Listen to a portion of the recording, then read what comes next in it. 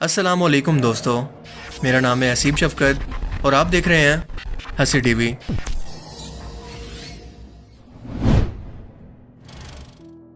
आजकल जब भी आप में से कोई शख्स इंटरनेट इस्तेमाल करता है, चाहे किसी वेबसाइट पर लॉगिन करना हो, कुछ डाउनलोड करना हो या फिर कुछ ब्राउज करना हो, हमेशा आपको कुछ इस तरह के अल्फ़ाबेट कैरेक्टर्स या पिक्चर्स को दिखाकर पूछा जाता है कि साबित करें कि आप रोबोट नहीं हैं, एक इंसान है। आपने यकीनन इस बारे में कभी ना कभी तो ज़रूर सोचा होगा कि ये क्या मजाक है, ये इंटरनेट बार बार मुझे रोबोट क्यों समझ लेता है। इससे पहले तो इस तरह की ह्यूमन वेरिफिकेशन कभी देखने को नहीं मिली। तो आपके तमाम सवालों का जवाब एक ही है और वो जवाब इंतहाई ख़तरनाक है कि आज का इंटरनेट डेड हो चुका है, ख़त्म हो रहा है। कैसे, आइए जानते हैं। आपको ये जानकर शायद बहुत बड़ा शौक लगे कि आज का जो इंटरनेट का सर्फिस वेब आप इस्तेमाल कर रहे हैं, इनमें से आधा यानी 50% रोबोट्स हैं, वो इंसान नहीं हैं। यहाँ रोबोट से मुराद कोई फिजिकल जिस्म रखने वाले या इंसानों जैसी जिसामत के रोबोट्स नहीं, बल्कि ऐसे कंप्यूटर प्रोग्राम हैं जिन्हें इस तरह से डिज़ाइन किया जाता है कि वो अपनी पहचान को छुपाकर अपनी मर्जी से इसको कंट्रोल कर सकते हैं। इसलिए ये सोशल मीडिया या ऑनलाइन शॉपिंग की दुनिया की बड़ी बड़ी कंपनीज के लिए ऐसा भयानक ख्वाब है जिन्हें वो कभी भी हकीकत बनना नहीं देखना चाहते। कैसे, ये हम वीडियो में ज़रा आगे जाकर जानेंगे। हो सकता है कि आज सोशल मीडिया पर आप किसी भी शख्स से कमेंट सेक्शन के अंदर बात कर रहे हो, इसे फ्रेंड के तौर पर ऐड कर रहे हो, इसे फॉलो करते हो, वो असल में कोई इंसान ही नहीं बल्कि कोई रोबोट हो। जी हाँ, ये सच है, क्योंकि सोशल मीडिया ट्रैफिक आज ऐसे रोबोट से मुसलसल बढ़ती जा रही है। इंटरनेट या सोशल मीडिया ट्रैफिक का मतलब है कि इसको इस्तेमाल करने वाले यूज़र या असली इंसान, या यूं कहें कि ऑनलाइन कंपनीज के लिए कस्टमर जो कि इनकी प्रोडक्ट्स को ख़रीदते हैं या इनके एड्स देखते हैं जिससे ये कंपनीज प्रॉफिट कमाती हैं। 50% का मतलब है कि आज इस इंटरनेट को रोबोट्स ने मुकम्मल तौर पर कंट्रोल कर लिया है और इसे डेड इंटरनेट थ्योरी कहते हैं। हकीकत यह है कि इंसानों ने ही सबसे पहले इन बोट्स को या फिर इंटरनेट प्रोग्राम्स को बनाया ताकि ये इनका बढ़ता हुआ बिजनेस संभाल सकें। मिसाल के तौर पर आप जब भी किसी कंपनी के कस्टमर सपोर्ट से रब्ता करने की कोशिश करें तो सबसे पहले कोई रोबोट ही आपके सवालों का जवाब देगा और इसके बाद अगर इसको ज़रूरी लगा तो आपको असली इंसान की मदद दी जाती है।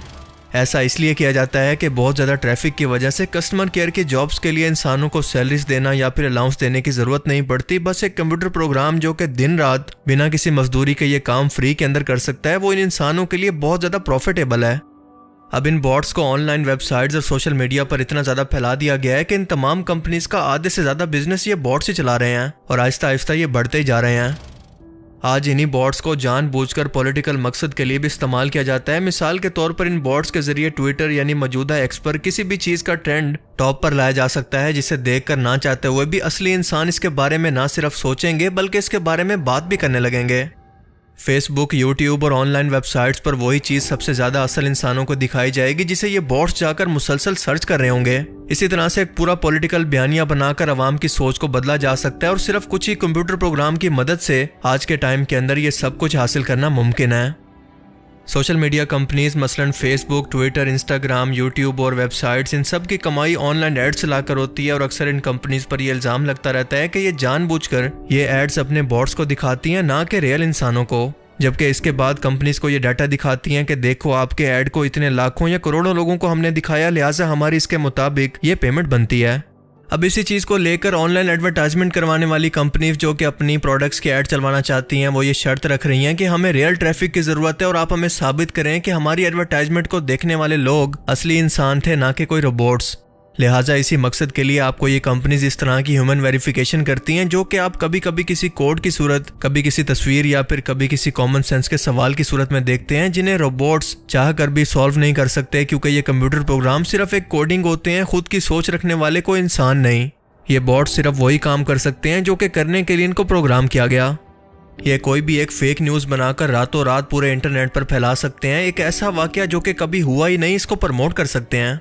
एक इंसान इंटरनेट पर जो कुछ भी पोस्ट करता है तो इसके अंदर इसकी सोच, इसके जज्बात शामिल होते हैं, पर रोबोट्स जो चाहें इस वक्त भी इंटरनेट पर लिख और फैला सकते हैं जिसका कोई चेक एंड बैलेंस मौजूद नहीं। फेसबुक पर कई मरतबा ये इल्ज़ाम लग चुका है कि वो अपने एडवर्टाइजर्स को, यानी जो कंपनीज इसे इश्तिहार चलाने का पैसा देती हैं, वो ये ज़्यादातर रोबोट्स को या बॉट्स को दिखाता है। खुद फेसबुक भी इस बात का इकरार करता है कि जो रीच हम आपको बताते हैं कि आपका ये ऐड इतने लोगों तक जाएगा, हम कभी क्लेम नहीं करते कि वो सब के सब देखने वाले इंसान होंगे, यानी ये सब इंसान नहीं होंगे, इसके अंदर बॉट्स भी शामिल होंगे। यानी ये आपको एक एक्सपेक्टेड रीच देते हैं, ना कि रियल। अगर फेसबुक इन बॉट्स अकाउंट को डिलीट कर दे तो इसकी इनकम के अंदर तकरीबन 20% तक कमी हो सकती है और कोई भी कंपनी ये रिस्क कभी नहीं लेना चाहेगी कि उसकी इनकम के अंदर 1% भी कमी हो। सो गंदा है पर धंधा है। 2013 के अंदर यूट्यूब पर भी इतने ज़्यादा बॉट्स हो गए थे कि इसके एल्गोरिदम को डिटेक्ट करना मुश्किल हो गया था कि असली इंसान कौन है और रोबोट्स कौन से हैं।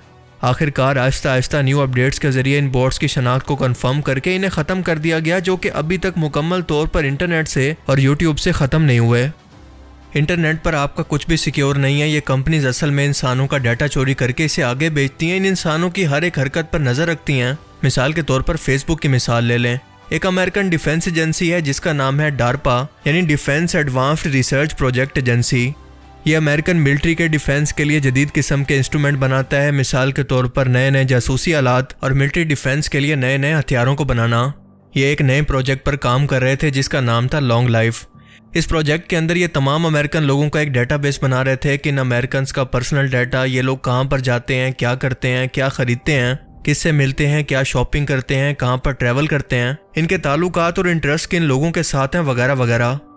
अमेरिका में इस प्रोजेक्ट को लेकर काफ़ी एहतजाज हुआ कि ये इंसानी हकूक़ की खिलाफ वर्जी है, ये लोगों को गुलाम बनाना है, ये सब कुछ इनकी मर्जी के बगैर हो रहा है, लिहाजा इसको फ़ौरन से बंद होना चाहिए।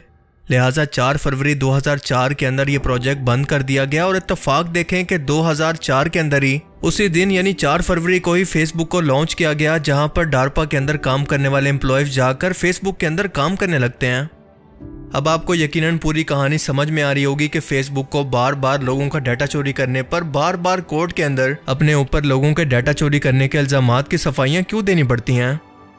इंटरनेट पर आप जो कुछ भी देखते हैं वो सच नहीं होता। यहाँ पर जानबूझकर बॉट्स को बिठाया गया है जो कि लगातार आपको ऐसा कंटेंट दिखाते हैं जो कि आपको मोबाइल फ़ोन या कंप्यूटर स्क्रीन पर बांध कर रखे। आप ज़्यादा से ज़्यादा वक्त यहाँ पर बर्बाद करें क्योंकि ये कंपनीज आपको ज़्यादा से ज़्यादा एडवर्टाइजमेंट दिखाकर आपका कीमती वक्त बर्बाद करेंगी और इससे खूब अरबों डॉलर का मुनाफा कमाएंगी।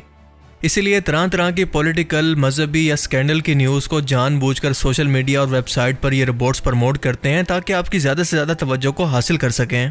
जब भी कोई आप ऐसी खबर सुने फ़ौरन से इस पर रिएक्ट मत करें, अपने दिमाग का इस्तेमाल करें और फिर कोई राय कायम करें, क्योंकि आज के इंटरनेट पर कुछ भी सिक्योर नहीं है। बाकी आप इस बारे में क्या सोचते हैं, अपनी कीमती राय का इज़हार कमेंट सेक्शन में ज़रूर करें। अब मैं मिलूँगा आपसे एक ऐसी ही नई इंटरेस्टिंग वीडियो में, तब तक के लिए अपना बहुत सा ख्याल रखिएगा। Thanks for watching this video. अल्लाह हाफिज़।